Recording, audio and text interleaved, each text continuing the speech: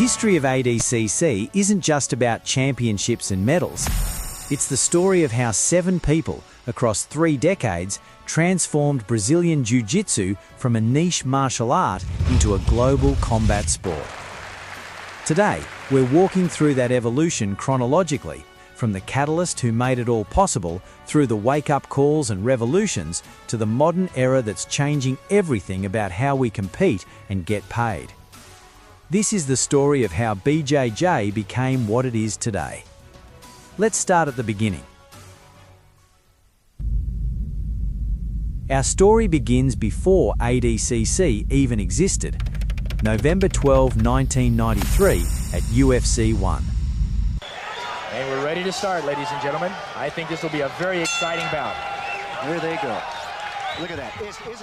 A 170-pound Brazilian named Royce Gracie stepped into the octagon and shocked the world. Using techniques most people had never seen, he defeated 3 opponents in one night to win the tournament.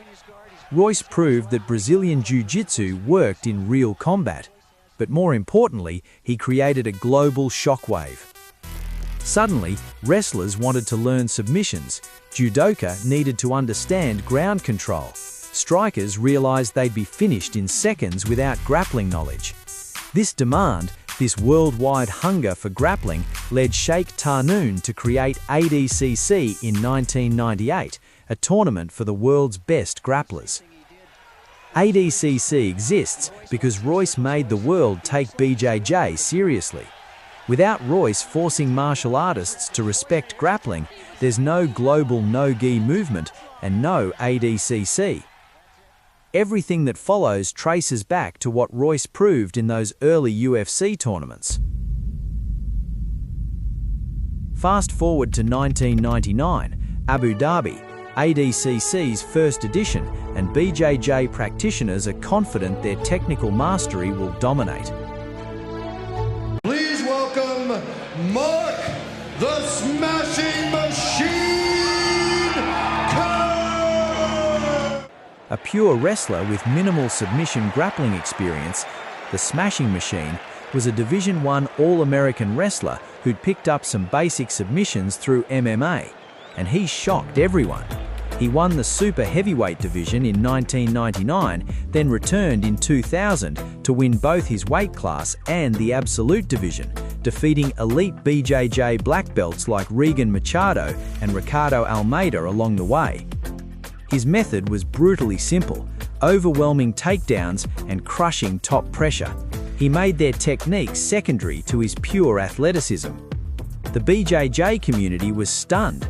A wrestler with basic submissions had just beaten some of their best competitors using raw wrestling and pressure. The message was clear. BJJ needed to evolve to counter these wrestlers.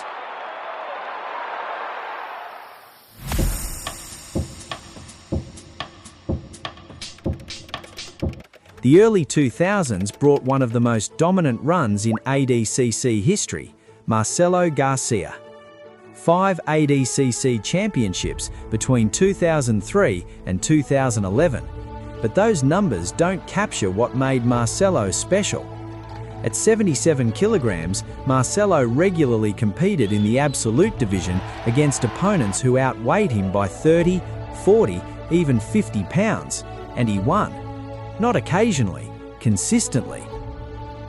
Techniques he perfected, like his X-guard and arm drags, are now taught in gyms worldwide.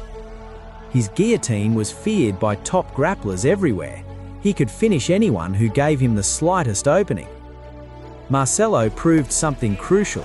With flawless technique and perfect timing, you could dominate opponents who were bigger, stronger, and more athletic than you.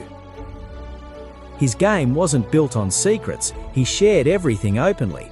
Yet no one could replicate his success because no one could execute like him. Marcelo showed that in an increasingly athletic sport, technical mastery still reigns supreme. He didn't need to be the biggest or strongest, just the most technically perfect. Marcelo Garcia there in the black shirt, Jake Shields, and that world-class squeeze of Marcelo Garcia is out of control. to survive. And 30 seconds. boy, I don't know, as great as Garcia is, and it's over, he taps out. The same year Marcelo won his first ADCC, something else happened that changed BJJ's culture forever. May 17, 2003, Sao Paulo, Brazil. A brown belt nobody named Eddie Bravo faced Royce Gracie, a 4-time world champion who had never been submitted in competition. Using his unorthodox rubber guard, Eddie submitted Royce with a triangle choke. The grappling world stopped. But that upset was just the beginning. Eddie created 10th Planet Jiu-Jitsu, an entirely no-gi system that challenged traditional BJJ orthodoxy. He invented techniques like the rubber guard and the twister that seemed impossible until he proved they worked. Then in 2014, he launched the Eddie Bravo Invitational, EBI, with a unique overtime rule set that eliminated stalling and made submission-only grappling exciting and mainstream. Eddie proved you could innovate outside traditional Brazilian lineages.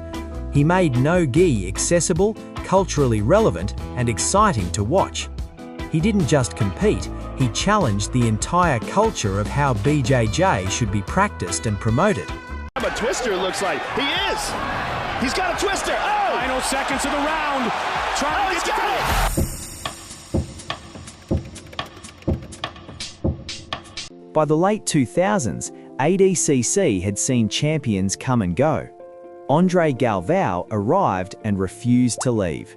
6 ADCC gold medals across 12 years. When I was walking in, I just felt the Holy Spirit talking with me. André dominated for nearly a decade at the highest level. He won double gold in 2011, then crushed the elite for years after, defeating rising stars who defined the next generation. As the sport evolved, he evolved with it. His game was incredibly well-rounded, strong wrestling base, crushing pressure passing, his best submissions, chokes from the back, and arm bars.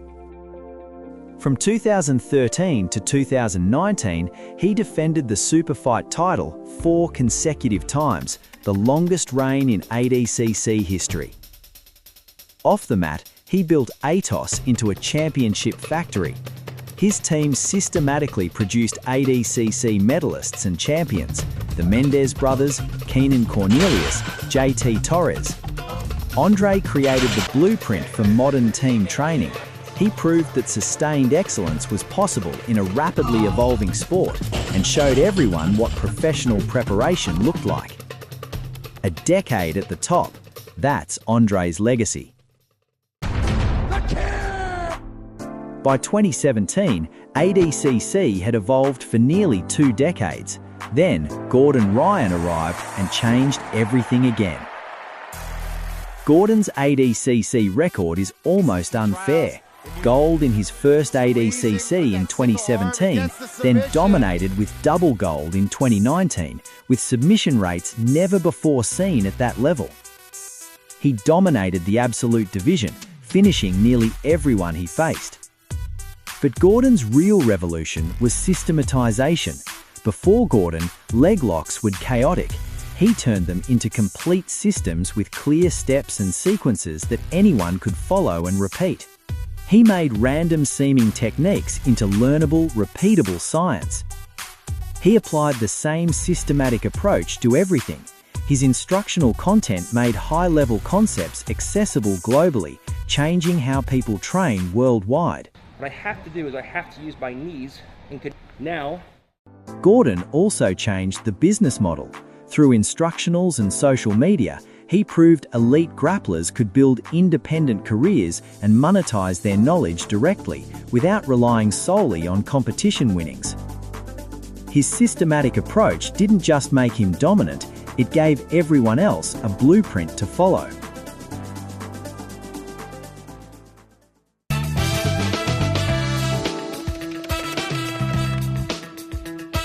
Which brings us to today, and the man who's challenging ADCC itself, Craig Jones. Craig is a two-time ADCC silver medalist who became more influential than most champions.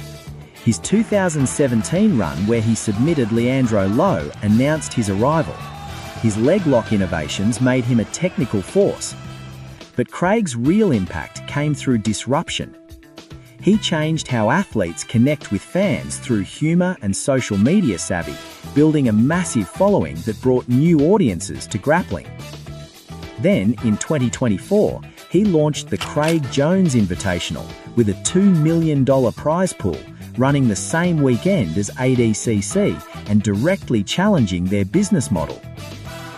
Craig is forcing the entire sport to reconsider how athletes should be compensated, how events should be promoted, and who controls the future of competitive grappling.